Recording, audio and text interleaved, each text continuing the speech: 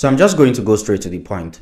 Earlier this year, in March, CBN issued a circular saying that if most banks in Nigeria want to keep operating, they need to increase their base capital to 500 billion naira. Right? This does not apply to every bank. Of course, some of them were like 200 billion naira for the base capital, because there are different kinds of banks in Nigeria. There's the commercial banks, there's the national banks, there's the non-interest banks as well, right? But for those big banks, they needed to increase their capital, right? Their minimum requirement was 500 billion naira. And a lot of banks right now are really trying to raise that 500 billion naira to maintain or keep their license.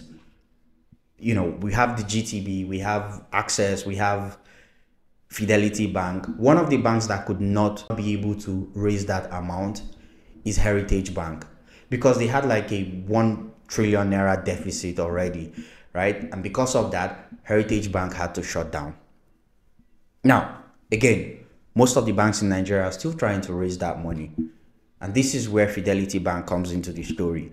Fidelity Bank is currently trying to raise money to be able to meet CBN's minimum capital requirement. And one of the ways they are doing it is basically issuing shares.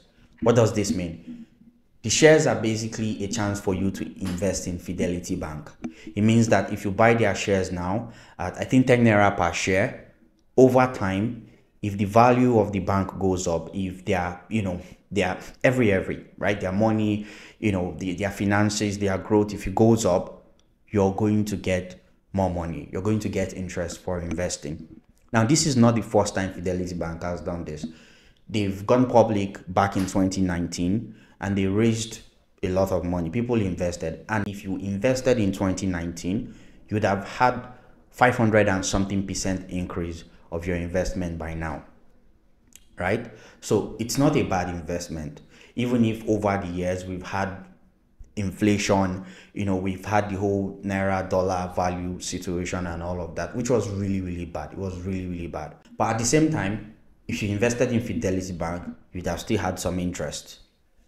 Now, should you invest in Fidelity Bank right now that they are issuing shares? That entirely depends on you, because there are still a lot of uncertainties. We don't know what the value of naira is going to be in the next couple of years.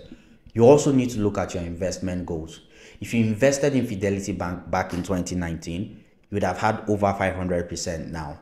But that means that you would have held your own share and not sold all that time until this year. A lot of people don't know how to hold their shares or their investment for a very long time. After 1 or 2 years, they want to withdraw it.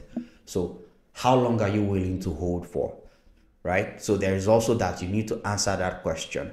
Another thing you also need to look at is the stockbroker you're going to be using. The primary stockbroker for these shares, if you want to buy the shares right now, one of the guys you can go to is Stanbic IBTC Capital. There are also other stockbrokers as well, but I think the principal one is Stanbic IBTC Capital. So do your research on them. Find out how many people have used them before. I know Stanbic IBTC is popular, but at the same time, I haven't used them before. So do your research on them. One of the issues I have with stockbrokers in Nigeria is that some of them are still very ancient. Like, they don't even have an app for you to monitor your money after buying shares with them. And that's one of the things that really affected our parents, because most of them invested in stocks. Most of them had, equity and property in different places. Different investments, but there's no way to track it. So don't be one of those people. When you're investing with any of these guys, when you're buying your Fidelity shares, MTN shares and co with these guys, you should be able to actually track your investment to know how it's doing over time. Very important, super important. So there are a bunch of things you really need to look at. You need to ask yourself, why am I investing in Fidelity Bank? Is because I want to save them, or because I think that, this stock is going to do well over time? Learn as much as you can about these things. Do your research about these things. I know some of you would ask me, are you going to buy shares of Fidelity Bank? No, I am not. I will not be investing at this time, but if you feel like it's something that you'd be willing to do, by all means, go ahead. This post is not to discourage anyone or encourage anyone. I just wanted you to understand this thing as much as possible before you proceed. So let me know if you have questions. If there's something you still want to ask me or confirm, please go ahead and ask me in the comments. I'll see you around. Bye.